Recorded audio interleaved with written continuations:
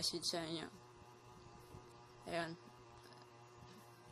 Ayan, that's it. Ayan. Madali.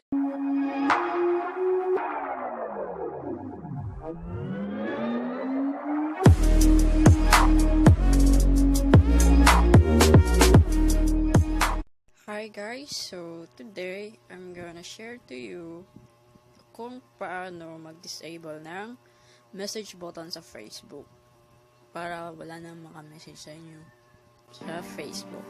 So first, open nyo muna yung account nyo, then lagay nyo yung account nyo, and then dito sa click nyo dito sa edit public details, diba? Ito meron public details, click nyo yan, and then scroll down, and then here's intro, and then hanap nyo yan, edit about your info,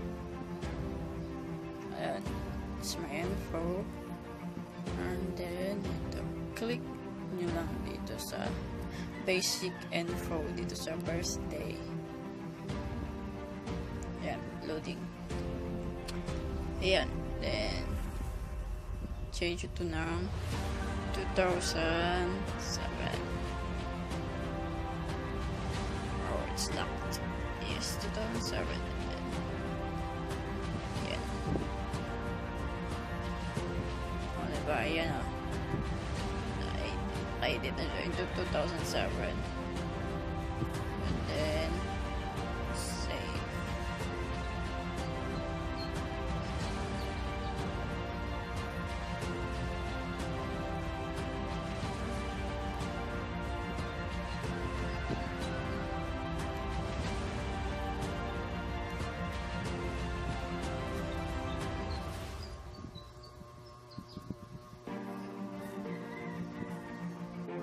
So as of now, I'm using a browser sa Facebook para madali. Ito. Edit nyo lang yung basic info nyo. Oh, that's not my followers. Ito, public details. And then scroll down to find your, edit your personal information. Go to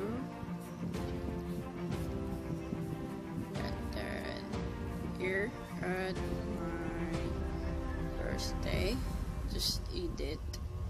Oh, it's locked. I need to make it friends, and then click. I made it 2007. So, put 2007 na yung year. Ayan. Yes, I confirm. Then, i-confirm yung age nyo yan, 13 years old kung wala. Yan lang. Confirm nyo. Click nyo to yung mayroong button. So, then check nyo yun to confirm your age. And then, save. Wait nyo lang mag-loading pa kasi yan. And,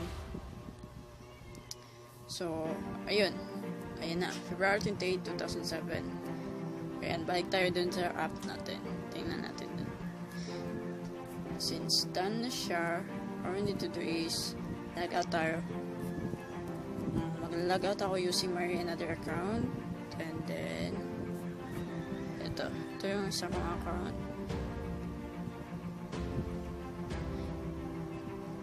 Ayun, and then search mo yun, search mo yung account na yun. Ayan, this is it.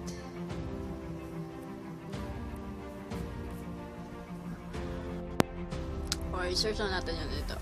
And then, see, as you can see, wala na siyang message button. Is only na lang yung option yun. Tapos mayroon 3 parallel dots sa gilid. Ayan. Diba, nakikita niya is only and follow, and ito yung tatlong dots. O, yun.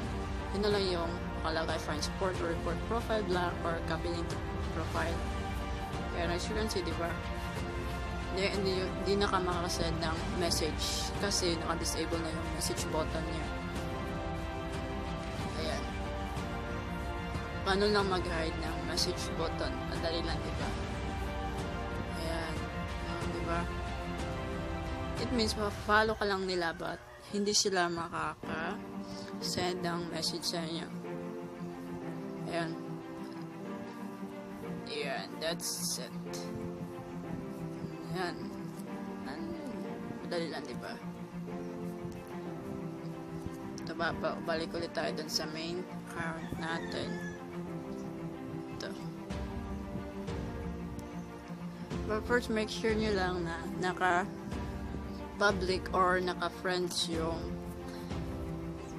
privacy ng birthday mo para ma-change mo. Kasi pag only me, it means naka-lock yan, naka-lock. So, hindi mo yan napapalitan. So, punta ka na lang sa settings, privacy, and then change mo yun ng option or either friends or public, not only me. Kasi pag only me lang, hindi mo yan napapalitan.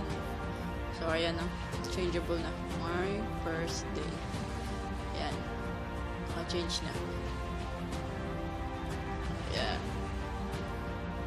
Hindi na makakasend ng message.